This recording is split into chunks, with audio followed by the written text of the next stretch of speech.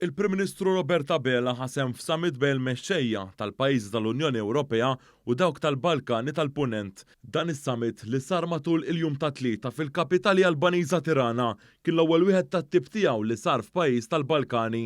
Il-Prim Ministru laqa tajjeb il-fatt li l-Unjoni Ewropea qed talloka biljun euro biex tilqa' għall-kriżi tal-enerġija u tgħin fil-qalba nadifa fl-użu tal-enerġija fir-reġjun tal-Balkani. Dr. Bela irrimarka li din l-istrateġija ta' għajnuna u li tilqa' għall-impatt ilha tiġi adottata minn pajjiżna mill-bidu għall-gwerra biex il-familji u n-negozji baqgħu igawdu minn prezzijiet stabbli tal-enerġija u tal-fuel. Kemm għamilna tajjeb aħna bħala pajjiż illi kemm waqt il-pandemija u kif ukoll meta kellna dal-isfidi ġodda fi frar li għadda dejjem bqajna policy konsistenti dik li nibqgħu viċin ħafna u nappoġġjaw il-bżonnijiet tan-nies, ħadna deċiżjoni strateġika nista' ngħid li kienet unika madwar l-Ewropa kollha fejn żammejna l-prezzijiet tal-enerġija kif ukoll tal-fuels stabbli. Kien hemm min iddubita dik id-deċiżjoni nemmen li ftit iż-żmien qiegħed jagħtina raġun.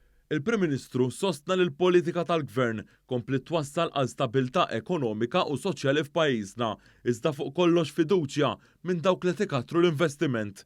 Il-Prim Ministru fakkar ukoll f'azzjonijiet oħra li l-Unjoni Ewropea qed tieħu biex tilqa' għall-impatti mill-gwerra fl-Ukrajna, fosthom it-tħejjija favur is-sigurtà tal-provvista tal-ikel u l-qbil fuq il-mekkaniżmu għax-xiri konġunt ta' gass li ntlaħaq fil-Kunsill Ewropew li tlaqqa fi Brussell f'Ottubru li għadda.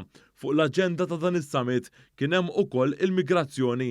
Il-Prim Ministru sostna li dan il-fenomenu li qabel kien diskuss biss minn pajjiżna l-Mediterran issa jinsab fuq l-aġenda tal-pajjiżi Ewropej kollha.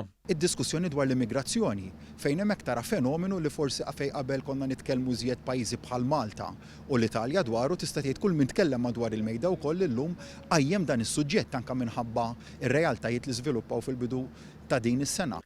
F'indirizz li għamel waqt din il-laqgħa għolja, il-Prim Ministru Roberta Bela sostna li l-pajjiż tal-Balkani qed jaraw il-futur tagħhom bħala membri fl-Unjoni Ewropea u Malta tappoġġja dan fi spiritu kooperazzjoni b'saħħitha favur prosperità u stabbiltà fuq bażi reġjonali li minna igawdu il-ġenerazzjonijiet tal-lum u ta' għada.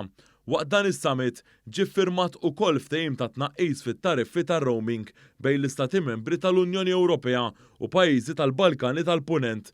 Fuq l-aġenda tal-mexxejja waqt dan is-summit kien hemm ukoll il-gwerra fl-Ukrajna u t-tisħiħ tas-sigurtà fl-Ewropa.